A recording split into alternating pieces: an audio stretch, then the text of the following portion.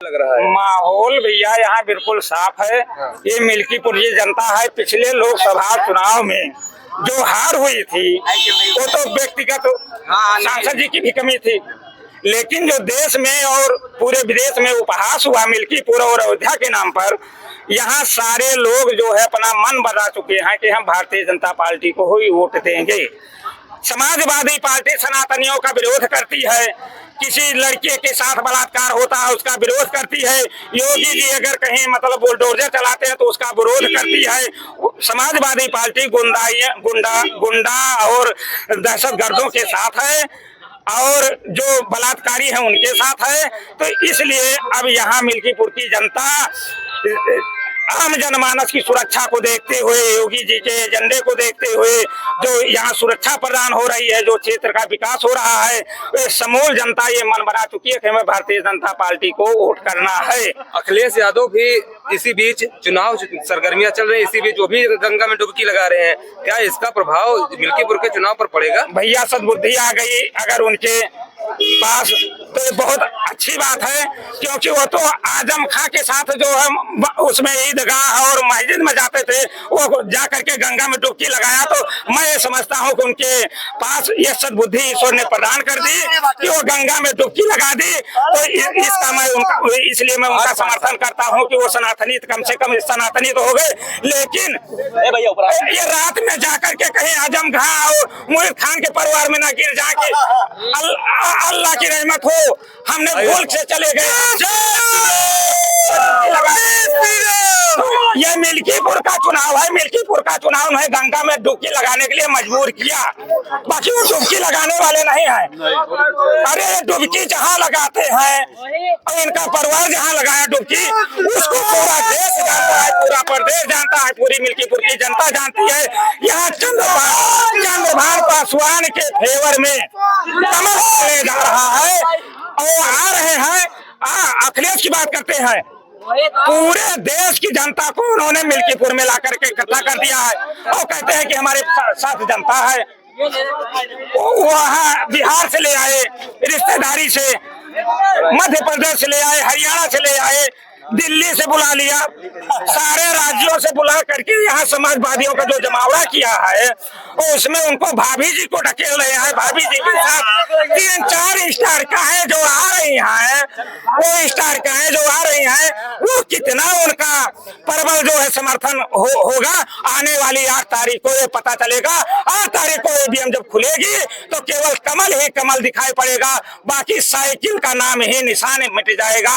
और आने वाली 2027 में जो होने जा रहा करिश्मा, सारे सनातनियों ने एक तरफ से मन बना करके ठान लिया है।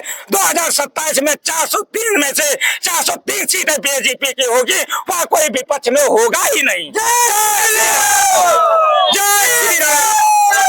तो कह रहे हैं कि 2 बार यहाँ उपचुनाव और हुआ है, यहाँ से समाजवादी पार्टी के ही प्रत्याशी जो उस समय जो प्रत्याशी थे रामचंद्र के खिलाफ आनंद सेन थे, एक ही बिल से निकले हुए 2 सियार थे, एक ही बिल से निकले हुए 2 सियार थे। जो पहले सियार निकला वो मोटा था, मोटा देख करके लोग जो उसके पीछे दौड़ पड़े वो जीत गया। यही हुआ। अवधेश प्रसाद कह रहे हैं कि हमारा गढ़ है मिल्कीपुर, गढ़ उनका जो है वो यहाँ है। अरे वो अब यहाँ छोड़ करके चला जाएंगे प्रतापगढ़। जैसे 2024 में हराया धूल चटाई, वैसे मिल्कीपुर में फिर से हराएंगे। भैया अवधेश से ज्यादा झूठ कोई नहीं बोल सकता, झूठ बोलने में माहिर। आज तक वो 77 से विधायक रहे सुहावल के।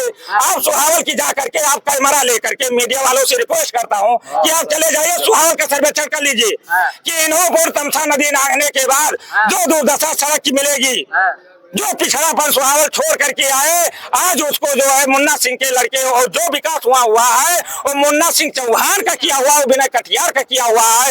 ये केवल खाने का कार्य किया, कोई रोड और कोई सड़क नहीं बनवाई, इसने कुछ भी नहीं किया। शिक्षा एजुकेशन भी वहाँ बहुत पिछड़ा रहा। क्या लग रहा है इस बार का माहौल क्या लग रहा है? अभी तो अखिलेश यादव की जो है जनसभा भी नहीं हुई, ना ही डिम्पल का भी रोड शो हुआ। इसके बाद क्या जो होगा उसको भी आप सब लोग देखेंगे, आप सब कोई छिपा नहीं रहेगा। लेकिन यहाँ जो जीत होने वाली है वो 55,000 से लेकर के 95,000 की तक जाएगी। वो भारतीय जनता पार्टी के पक्ष में जाएगी। चंद्रभान पासवान विजयी होंगे और यहाँ कमल खिलेगा। अजीत प्रसाद के ऊपर क्या बोलना चाहेंगे? अजीत प्रसाद आज तक न बीडीसी जीत पाया, जो आज ग्राम सभा का मेंबर नहीं बन पाया, और न कोई जानता है उसको, न कोई पहचानता है। टिकट ले करके समाजवादी का उद्देश्य ने पैरवी कर करके टिकट उनको दिलाया कि अजीत को हम प्रत्याशी बनाते हैं समाजवादी पार्टी का। ऐसा नहीं है। अजीत आज तक बीडीसी और जिला पंचायत नहीं जीत पाया, बहुत बुरी तरीके से हारा है। अजीत की कोई यहाँ चर्चा ही नहीं है। 2 बार जिला पंचायत हारे हैं वो, और 2 बार ना आज तक वो मतलब ये हुआ कि कोई पद ले पाया।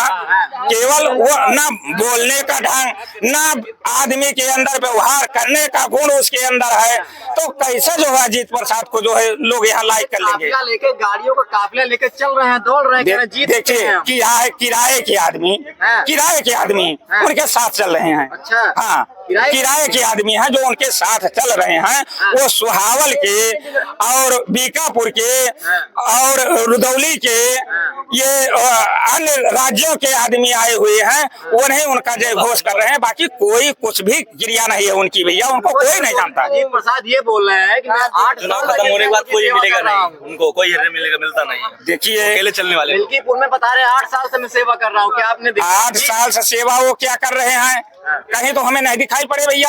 हम तो चलते हैं बराबर रोड पर। अमानीगंज ब्लॉक, मिल्कीपुर ब्लॉक और हरनचिनगंज ब्लॉक, तीनों का मैं बराबर चलता रहता हूँ। उसमें वो कहीं नहीं दिखाई पड़े। आज तक सांसद हुए तो बड़े आदमियों को, जैसे कोई बड़ा यादव है, गंभीर है, तो उसके यहाँ, या कोई बड़ा हरिजन है तो उसके यहाँ वो नौता कर लिए, या किसी कोई ठाकुर है बड़ा, उसके यहाँ नौता कर लिए। गरीब आदमी के बीच में कभी नहीं गए, गरीबों का उन्होंने ध्यान कभी नहीं दिया।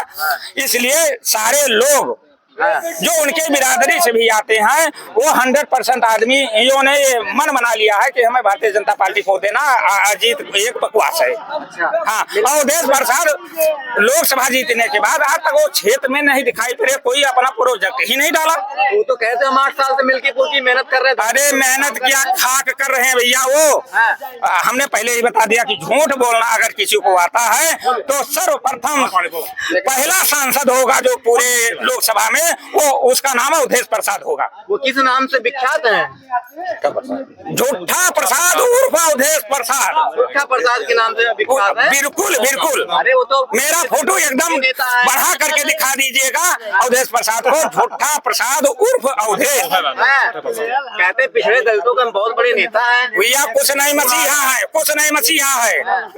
ये चलता है जब वहाँ से फैजाबाद से आदमी तो अपनी काली गाड़ी का शीशा चढ़ा लेता है, किसी से नमस्कार तक नहीं करता है। जहाँ रुकना होता है वही रुकता है, बाकी और पब्लिक से उसको मतलब नहीं रहता है। मिल्कीपुर में हमारा घर आवास बना हुआ है, वहाँ छगड़ी बकरी और वहाँ टेंट सुखवाया जाता है। टेंट की दुकान है, वो टेंट वाला जो है अपना छाट करके उनके छज्जे वज्जे पर, चार दीवाली पर जो अपना डाल देता है पर्दा वर्दा, वही सूखता है। और वहाँ बकरिया जो है दिन भर जो है, आओ अवधेश, आओ अवधेश, विकास करो अवधेश। अवधेश ना आते हैं ना मिलते हैं। कुछ लोग ये कह रहे हैं, आरोप लगा रहे हैं कि वो क्या नाम है, चुनाव जब आता है तो आ जाते हैं, सब लोग एक्टिव हो जाते हैं, उसके पहले लखनऊ दिल्ली बम्बई घूमते हैं। ये समाजवादियों का फंडा है। जब चुनाव आएगा तो सक्रिय हो जाएंगे, नहीं तो उसके बाद जो है कहाँ सक्रिय होते हैं। कहाँ देश लुटाना है, कहाँ प्रदेश लुटाना है, कहाँ गांव लुटाना है, किसको मरवाना है, किसको पिटवाना है, कहाँ दंगा करवाना है, कहाँ बलात्कार करवाना है। मतलब जितने अराजकता काम के है उसके ठेकेदार हैं समाजवादी। प्रसाद पे क्या कहेंगे, अच्छे प्रत्याशी नहीं है वो? भाई हमारी निगाह में तो अच्छे नहीं है। जो क्षेत्र का विकास करे, क्षेत्र का कल्याण करे, आम जनमानस के बीच में जा करके, सभी जनता के बीच में जा करके सभी की भावनाओं और विचारों को सुने और क्षेत्र का विकास करे, वही आदमी सही है। हमारे दृष्टि में अवधेश प्रसाद एकदम खोखला प्रसाद है। मिल्कीपुर में इसमें क्या लग रहा है आपको, अब क्या होने वाला है?